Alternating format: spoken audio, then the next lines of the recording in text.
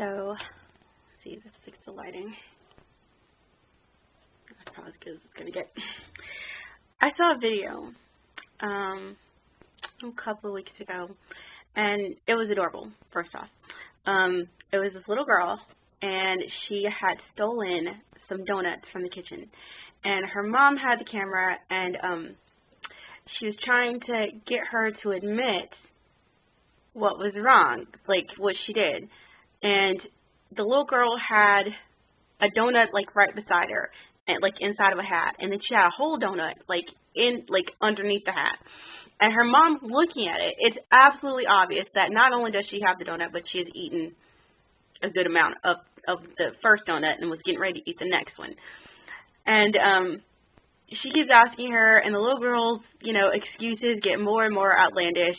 She says, Daddy took them, her brother took the donuts and ate the donuts, and, and she's like, Daddy isn't here, and your brother went with your dad, so you're the only one here, me and you, who took the donuts, and she never admits it. Now, that is adorable, because she's 3.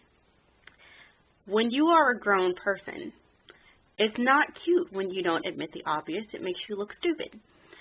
And the reason I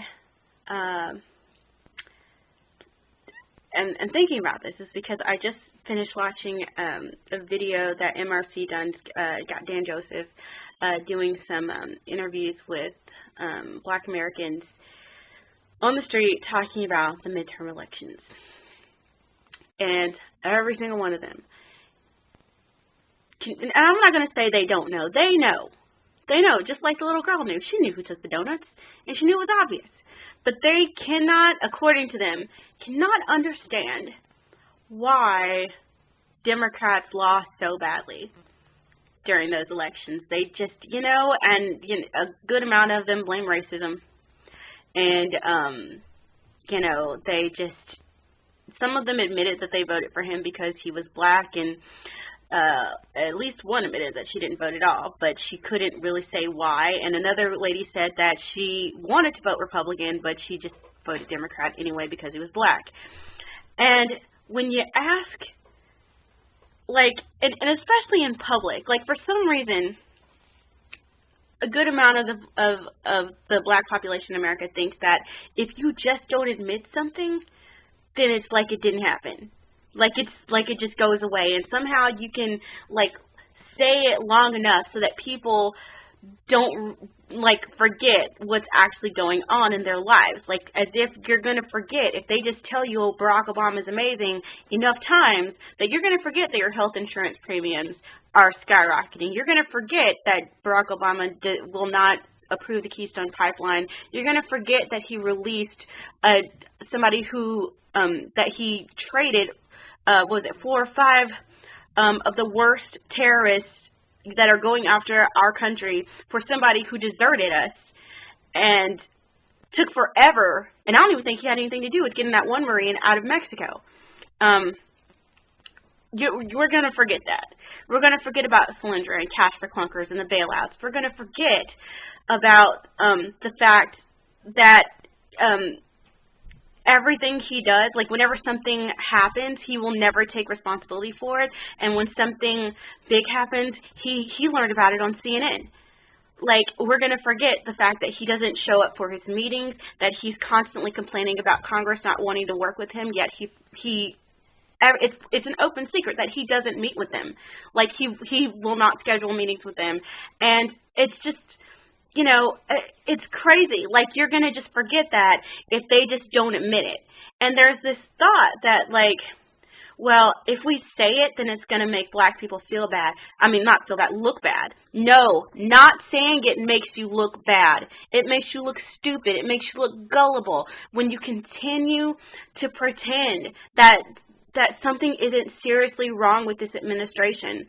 When you do that, I mean, the IRS stuff, the Benghazi, the Fast and Furious, Eric Holder just on his own is enough to, I think, to just not be able to stay in this administration. But again, it's there's this thing where if you just don't admit it, then everything's going to be fine, and you can just call people racist, and that's going to be good enough. And it's like you're that little 3-year-old girl pretending that you didn't eat the donuts when it's right there in front of you, and everybody knows. It's not like everybody doesn't know.